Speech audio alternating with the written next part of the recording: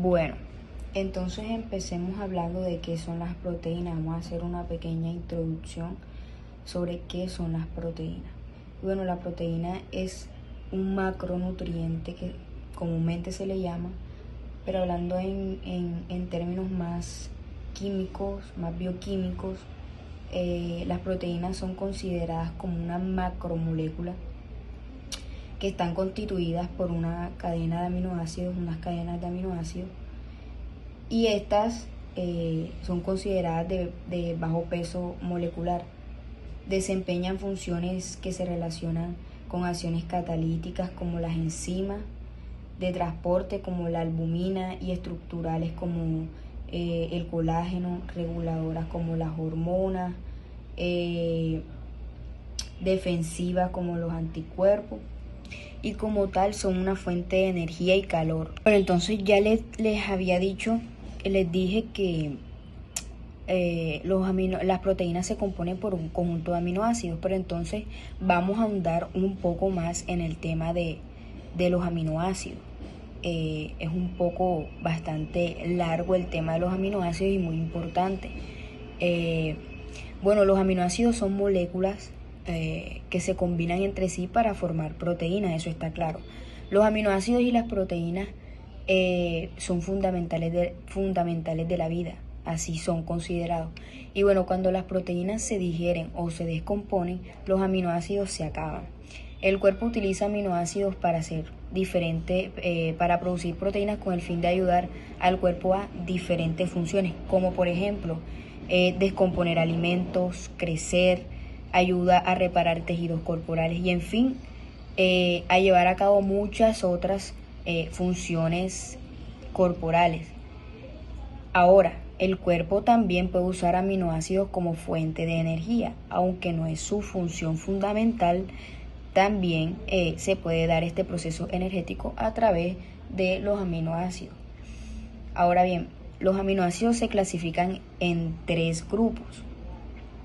Tenemos los aminoácidos esenciales, los no esenciales y tenemos uno tercero que se le considera como aminoácidos condicionales.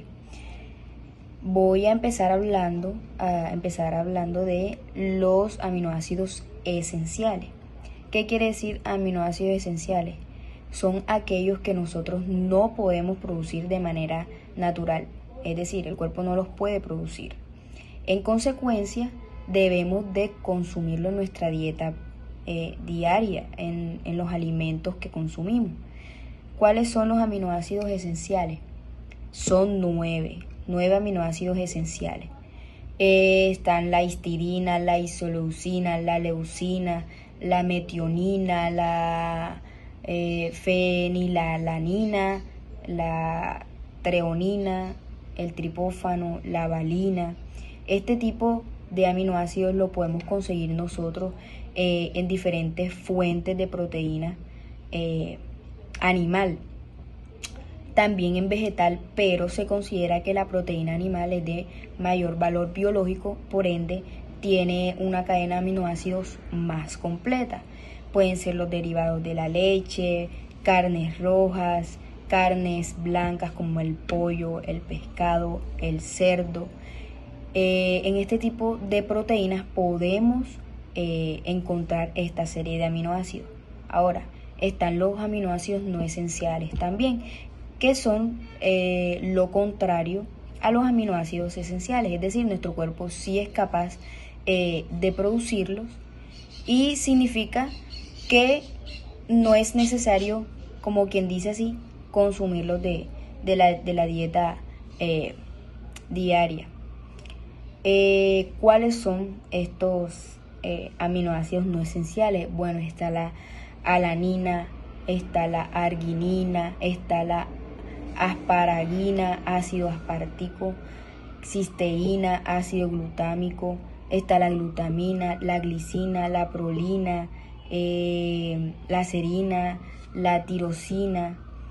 Estos son los aminoácidos no esenciales, como les decía, los que el cuerpo puede producir por sí solo. Y bueno, nos quedan los aminoácidos condicionales. Los aminoácidos condicionales por lo regular no son esenciales, excepto en momentos de enfermedad, estrés, algo parecido. Los aminoácidos condicionales incluyen ¿cuáles? Arginina, cisteína, glutamina, tirosina, ornitina, prolina y por último la serina. Estos son los aminoácidos que se consideran condicionales. Entonces ahí cerramos el tema de los aminoácidos. Entonces vamos a hablar un poco sobre cómo se metabolizan estas proteínas en nuestro organismo. Pero antes de continuar, me gustaría dejar bien en claro que este tipo de aminoácidos en nuestra dieta diaria son muy fundamentales. Quiere decir que nosotros debemos de llevar un equilibrio en cuanto a esta serie de aminoácidos. Tenemos que tener una dieta balanceada para poder adquirir este tipo de macronutrientes que son esenciales para la vida del ser humano, pero también muy importante, más, digámoslo así, en la vida de un deportista. ¿Por qué? Porque las proteínas cumplen funciones como, por ejemplo, les decía ahorita, reparar tejidos, para regular nuestras hormonas. Entonces es bastante importante que nosotros llevemos esta dieta alta en proteínas y proteínas de alta calidad, de alto valor biológico, preferiblemente fuentes animales, pero también podemos llevar un balance entre proteínas de fuente animal y fuente vegetal, y allí combinamos entonces y completamos el perfil de aminoácidos que necesitamos diariamente para cumplir con estos requerimientos.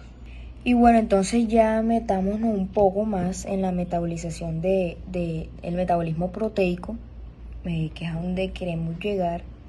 Vamos a tocarlo un poco básicamente porque sabemos que es un tema complejo que tiene bastante tela por cortar. Entonces empecemos diciendo que el metabolismo proteico se caracteriza por presentar un proceso de digestión. El proceso de degradación de proteínas contenidas en los alimentos de nuestra dieta diaria no comienza en la cavidad bucal, como otros, como los almidones, que se empieza la digestión en la boca por una enzima llamada amilasa, que esta empieza a hacer digestión desde la boca de los almidones, la proteína no.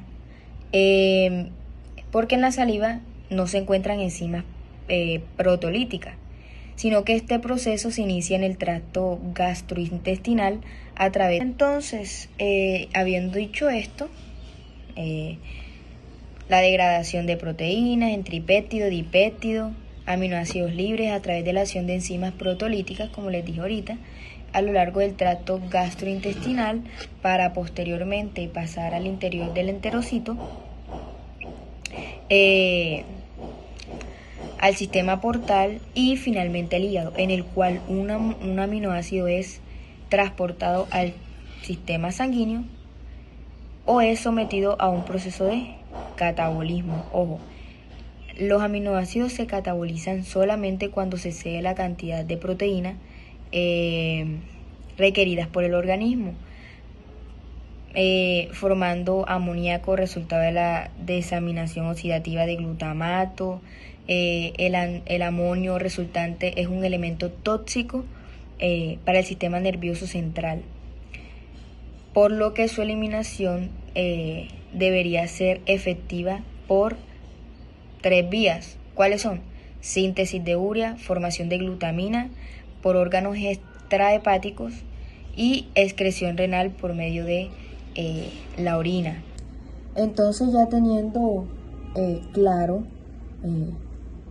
la primera parte de la metabolización de las proteínas, que es la digestión, seguimos con la absorción de aminoácidos.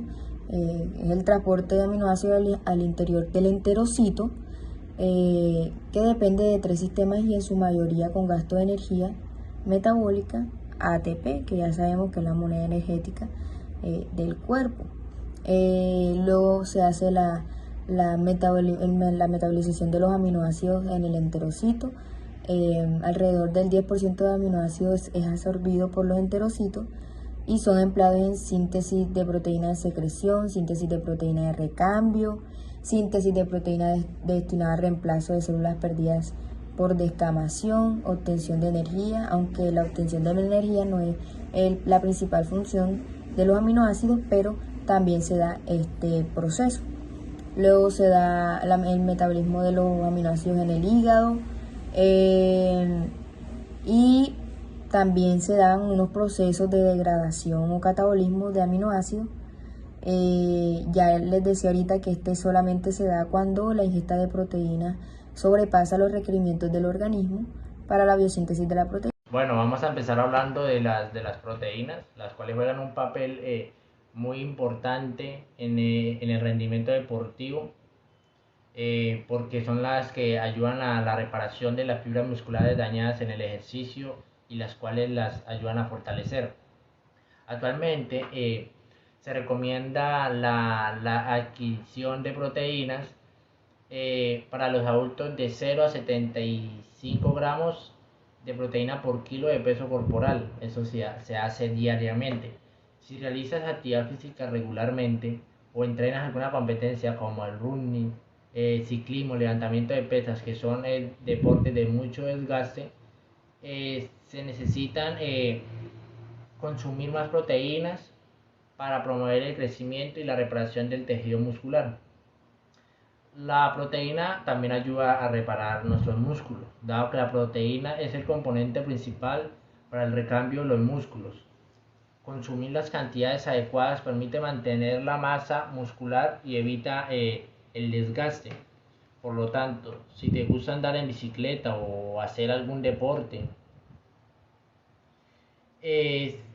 o solamente para mantenerte activo, necesitas ingerir alimentos ricos en proteína. También las proteínas ayudan a la buena circulación. Hemos visto que las proteínas son transportadoras de oxígeno, lo cual es muy beneficioso durante la práctica del deporte. Momento en el que la sangre bombea aún más rápido y el esfuerzo físico es mayor. Un buen transporte de oxígeno permitirá mantener un buen ritmo sin ahogos y mantendrá nuestra circulación activa y nuestro corazón más tranquilo. Las proteínas también nos dan mucha energía. Las proteínas suplen la energía que el cuerpo necesita cuando el número de grasas o hidratos ingeridos es inferior a la energía gastada. Esto obviamente cuando se practica deporte. El consumo de grasas e hidratos se reduce, pero también, por decirlo así, la energía necesaria aumentará. Por esto es tan necesaria el consumo de proteínas. Es la mejor manera de conseguir la energía necesaria sin acumular grasas. Es por esto que muchos deportistas de alto rendimiento se animan a tomar complementos de proteínas que les den un aporte aún mayor de las mencionadas anteriormente. Bueno, también como dije anteriormente, las proteínas ayudan mucho a la recuperación y crecimiento muscular. Comer proteínas en combinación con la actividad física nos ayudan a tener un descanso suficiente. No solo contribuye al mantenimiento de los tejidos como los músculos, sino que también facilita su desarrollo y fortalece todas esas falencias que podamos tener durante la actividad física. Existen varios tipos de proteínas.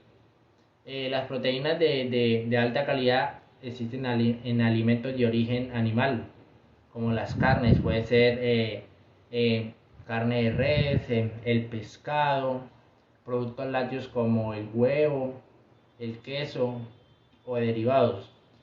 Por otro lado, los suplementos de proteína en polvo también son utilizados muy a menudo por los atletas. Estos se mezclan con el agua y sirven también como hidratación para el deportista.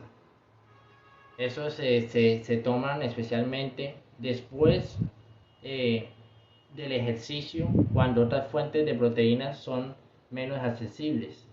Los batidos de proteínas son extremadamente convenientes y útiles para personas activas y atletas que están constantemente en movimiento. Si eliges un suplemento de proteína en polvo, ten en cuenta que la proteína de suero de leche promueve con más efectividad el crecimiento y el fortalecimiento de los músculos. ¿Cuándo consumir las proteínas en un deportista?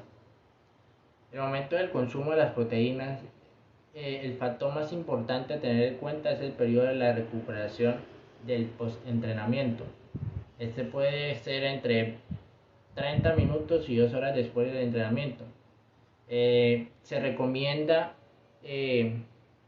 consumir de 15 a 25 gramos de proteína junto con una o dos porciones de carbohidratos. Para terminar, existen proteínas de alto valor biológico y proteínas de bajo valor biológico. Se consideran bajo valor biológico cuando la proteína no contiene todo el perfil de aminoácidos. Y proteínas de alto valor biológico son aquellas que tienen el perfil de aminoácidos bastante completo y se considera que es de mayor calidad y más efectivas para que el cuerpo pueda realizar todas estas funciones que ya antes mencioné, como regenerar tejidos, crecer, digestión, el proceso de digestión, procesos de restauración de tejidos, que es muy importante en nosotros los deportistas, más en aquellos que trabajan con miras hacia la musculación. Es importante que mantengan estos requerimientos de proteína con proteínas de alto valor biológico. Entonces, esta fue la ponencia de la metabolización de las proteínas. Mis compañeros Duván Hernández y Wilmer seguirán el hilo también por ahí de lo que representan las proteínas en el cuerpo de un deportista y en general, las personas en general. También ellos van a estar hablando de la hemoglobina, la importancia de la hemoglobina y bueno, hasta aquí la ponencia.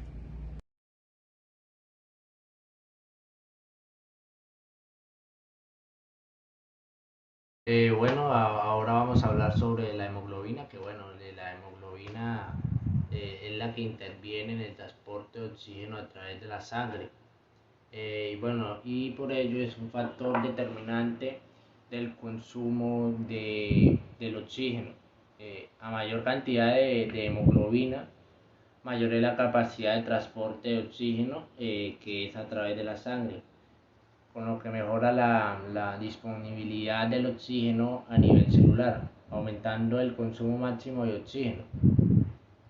Bueno, por tanto, la hemoglobina está directamente relacionada con el rendimiento aeróbico y la recuperación, debido a su capacidad de transporte en el proceso respiratorio, afectando tanto al metabolismo aeróbico como al anaeróbico. Mucho se habla de una anemia que se hace llamar como la anemia del deportista, causada por una reducción de los niveles de hemoglobina. Y bueno, en el día de hoy quiero darles a conocer el problema de la hemoglobina baja y cuáles son las causas o consecuencias si eres un deportista de alto rendimiento. Cuando se reducen los niveles de hemoglobina por debajo de un límite crítico, se reduce una afección en el transporte de oxígeno hacia los tejidos. Esta nos ayuda a la eliminación de CO2 por parte de la obtención de energía, siendo una situación más contraproducente para los deportistas que realizan algún esfuerzo o algún ejercicio de alto nivel. Ustedes se preguntarán, ¿pero por qué? Pues porque cualquier deportista necesita suplir esa deficiencia en una hemoglobina y se realiza a través de un mayor trabajo del músculo cardíaco, que esto conlleva a un mayor cansancio, a una recuperación, se puede decir, más lenta tras el ejercicio que se realizó. Dado que la hemoglobina es una relación directa con el rendimiento físico de un deportista, importante saber cómo esta puede funcionar. Bueno, ahora les voy a hablar un poco sobre la hemoglobina baja. Los glóbulos rojos son los que se encargan de transportar el oxígeno a los tejidos, uniéndose a la hemoglobina y produciendo la energía necesaria. Por tanto, una reducción de glóbulos rojos, o por decirlo así, de la hemoglobina, puede afectar al deportista negativamente en el rendimiento físico. Pero no solo se refiere a eso. El hierro es una base fundamental en la ecuación, dado que sirve para reproducir glóbulos rojos o la misma hemoglobina. Para poder medir los niveles de hemoglobina en el organismo, utilizamos la ferretina, que está de tener un nivel a los 35 UG. Bueno, los valores normales de la hemoglobina en un deportista, se considera que la hemoglobina baja en los deportistas cuando se alcanza niveles inferiores a los habituales en la persona en cuestión. Esto quiere decir, el trabajo médico deportivo se debe diagnosticar si realmente existe anemia del deportista en base a los niveles estándares del mismo. No existe exactamente una cifra por debajo de la cual se puede hablar de la falsa anemia o de la anemia del deportista. Bueno, sin embargo, la hemoglobina inferiores debe estar en los 12 miligramos en las mujeres y 14 miligramos en hombres. Son síntomas de la hemoglobina. Bueno, los síntomas que puede dar la hemoglobina, suele aparecer cuando podemos tener cansancio, podemos tener fatiga o debilidad en nuestras articulaciones. También pueden aparecer síntomas como la respiración, taquicardia, mareos, aturdimientos. Y bueno, lo que nos recomiendan los especialistas es que debemos ir a nuestro doctor para ver si es la anemia baja del deportista o para saber qué consecuencia es. Muchas gracias.